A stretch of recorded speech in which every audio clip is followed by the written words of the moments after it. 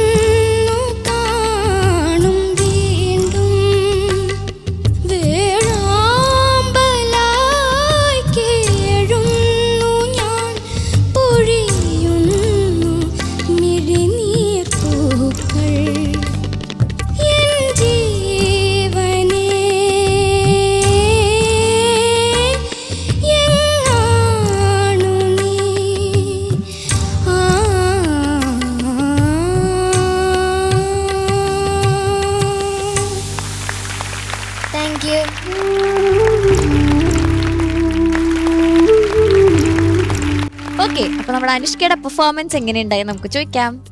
ഷാനിക. അനുഷ്ക, എന്തോ എന്തൊക്കെയുണ്ട് മോളെ വിശേഷം? നല്ല വിശേഷം. മോള് നന്നായിട്ട് പാടി കേട്ടോ. സാധാരണ രീതിയിൽ അനുഷ്ക ഭയങ്കര ഫ്ലോലെസ് ആയിട്ടാണ് പാടുക, ഒരു കുഴപ്പമില്ലാത്ത രീതിയിലാണ് പാടുക. ഇന്ന് നമ്മൾക്ക് കുറച്ച് പ്രശ്നങ്ങൾ അവിടെ ഇവിടെയൊക്കെ പിച്ച് ഔട്ട് ഉണ്ടായിട്ടുണ്ട്. കൂടുതലും ലോ രജിസ്റ്റേഴ്സ് പോകുമ്പോൾ ഇപ്പം തിരയറിയില്ല കരയറിയില്ല അലകടലിൻ്റെ നൊമ്പരങ്ങൾ അങ്ങോട്ടേക്ക് പോകുമ്പോൾ കുഴപ്പമില്ല. പക്ഷെ വീണ്ടും മഴയറിയില്ല വെയിലറിയില്ല എന്ന് പറയുമ്പോൾ നമ്മൾ വീണ്ടും ആ ലോയിലേക്ക് വരുമ്പോൾ അത് ഒന്ന് സ്റ്റഡി ആവാനുണ്ട്. മോൾ അതൊന്നുകൂടി ഒന്ന് പാടുമോ? തിരയറിയില്ല കരയറിയില്ല ആ ഒരു പോക്കുണ്ടല്ലോ, അവിടെ ഒന്നുകൂടെ ഒന്ന് സ്റ്റഡി ആവാനുണ്ട്. കരയറിയില്ല ഓക്കെ. അപ്പൊ അങ്ങനെ കുറച്ച് ലോ രജിസ്റ്റേഴ്സ് മാത്രം ചരണത്തിന്റെ ബിഗിനിങ് മിഴി നിറയുന്നു, അത് അങ്ങനെയുള്ള ആ ഒരു പോർഷൻസിൽ ലോ എത്തുമ്പോൾ കുറച്ചൊന്ന് നമ്മളൊന്ന് വിറയൊക്കെ വരുന്നുണ്ട്. ഒരു ചെറിയൊരു സ്റ്റഡിനെസ് ഇല്ലായ്മ പോലെ ഒന്ന് ഫീൽ ചെയ്യുന്നുണ്ട്. പിന്നെ എനിക്ക് ഭയങ്കര ഇഷ്ടപ്പെട്ടത് ഒരു തീരാ സ്വപ്നം മാത്രം മോള് പാടി. അത് അടിപൊളിയായിരുന്നു കേട്ടോ. അത് ശരിക്കും അങ്ങ് അത് നമുക്ക് ആ ഒരു തേങ്ങി നെഞ്ചിൽ എന്നൊക്കെ പറഞ്ഞാൽ നമ്മൾ ശരിക്കും ആ ഒരു തേങ്ങൽ ശരിക്കും നമുക്ക് ഫീൽ ചെയ്തു കേട്ടോ നമ്മളെ. പിന്നെ കുറച്ച് പ്രശ്നങ്ങൾ ഉണ്ടായിട്ടുണ്ട് അവിടെ ഇവിടെയൊക്കെ. പിന്നെ അവസാനത്തെ ഒരു ഹമ്മിങ് ഇല്ലേ, അതൊന്ന് സ്ലിപ്പായിട്ടുണ്ട്. പിന്നെ അതിൻ്റെ ഇടയിൽ നമ്മുടെ അലീന ഹമ്മിങ് ആയിട്ട് മെബൂട്ടൻ സൂപ്പർ വന്നു. മെബൂട്ടൻ അടിപൊളിയായിരുന്നു കേട്ടോടാ, നന്നായിട്ട് പാടി. ഇത്രേ ഉള്ളൂ മോളെ. All the best. Thank you Shanika. Shagu ചേട്ടാ. അനുഷ്ക എന്താ നല്ല പെർഫോമൻസ് ആയിരുന്നു മോളെ. Thank you sir. Actually Shanika പറഞ്ഞത് തന്നെയാണ് ഞാൻ എഴുതി വെച്ചിരിക്കുന്നത്. പറഞ്ഞ പോലെ മോള് നന്നായിട്ട് പാട്ട് പഠിച്ചിട്ടുണ്ട്, ലിറിക്സ് ഒക്കെ കറക്റ്റായിട്ട് പാടി, അതിൻ്റെ ഒരു സോൾ ഉൾക്കൊണ്ട് തന്നെ പാടി. പക്ഷേ പല ലോ പോർഷൻസ് ഈ അനുപല്ലവി ശരണൊക്കെ സ്റ്റാർട്ട് ചെയ്യുന്നത് അപ്പം ആ ഫസ്റ്റ് നോട്ടൊന്നും കേൾക്കുന്നില്ലായിരുന്നു. പിന്നെ സെയിം തന്നെ മിഴി നിറയുന്നു, അതിലും അതെ ചില സംഗതിയൊക്കെ ചെറുതായിട്ട് സ്ലിപ്സ് വന്നു. പക്ഷെ ചിലതൊക്കെ നല്ല ബ്യൂട്ടിഫുൾ ആയിട്ട് വരികയും ചെയ്തു.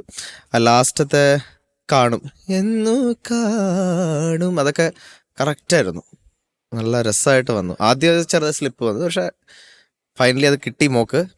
പിന്നെ ലാൻഡിങ് ലാസ്റ്റ് സംഗതി ഉണ്ടല്ലോ, അതൊന്ന് പാടിക്കത് നമ്മുടെ സോങ് തീരുന്ന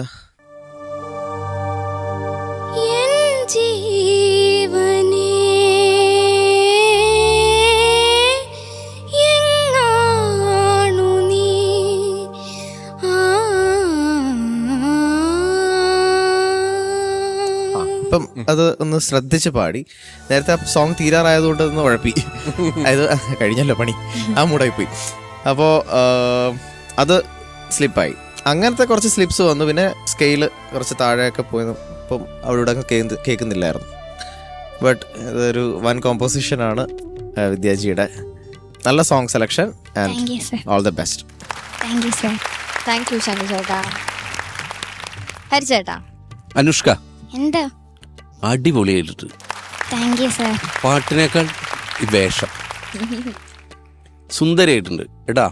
താങ്ക് യു സർ. പാട്ടും അസലായി, എനിക്കിഷ്ടപ്പെട്ടു. പിന്നെ നമ്മളൊക്കെ എത്രയോ കാലമായിട്ട് കേൾക്കുന്ന മനസ്സിലുള്ള ഒരു പാട്ടാണ് വിദ്യാജി കൈതപ്രം തിരുമേനി കോംബോ. അതുപോലെ തന്നെ ജാനകി അമ്മയുടെ ശബ്ദം, ദേവദൂതൻ സിനിമ. ഇപ്പോഴത്തെ ജനറേഷനും ഇഷ്ടപ്പെടാൻ വേണ്ടിയിട്ട് വന്നോട് കൂടിയിട്ട് അതെല്ലാവരുടെയും മനസ്സിൽ ഉണ്ട്.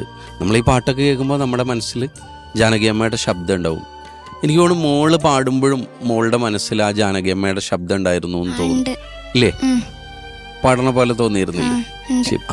അത് എനിക്ക് ഫീൽ ചെയ്തു. അതുപോലെ തന്നെ ഇമോഷൻ എനിക്ക് ചില സ്ഥലത്തൊക്കെ ഇപ്പോൾ ഷാൻബായ് പറഞ്ഞ പോലെ പല പോർഷനിലും എനിക്ക് ഫീല് നന്നായിട്ട് തോന്നി. പക്ഷെ കഴിഞ്ഞ എപ്പിസോഡിൽ നമ്മൾ അനുഷ്കയുടെ പാട്ട് കേട്ടല്ലോ, അങ്ങനെ ഒരു ഫീല് ചില സ്ഥലത്ത് മിസ് ചെയ്തോന്ന് തോന്നി. അത് ഓരോ ദിവസം ഓരോ സമയമല്ലേ. പക്ഷെ മോൾ നന്നായിട്ട് പാടി. എനിക്കും ജാനകിയമ്മയെ ഫീൽ ചെയ്തു ആ പാട്ട് കേൾക്കുമ്പോൾ. അപ്പോൾ ഇനിയും മുന്നോട്ട് പോവുക, ഉഷാറായിട്ട് നമുക്ക് സൂപ്പർ സ്റ്റാർ അടിക്കണ്ടേ, അത് തന്നെ ഉഷാറായിട്ട് പോട്ടെ. ഓക്കെ, താങ്ക് യു ഹരി ചേട്ടാ. അപ്പൊ നമുക്ക് ഇനി മാർക്സ് ചോദിക്കാം. ചങ്കു ചേട്ടാ. Anushka 8 marks. Thank you sir. 8. Thank you ഷാനിക്ക.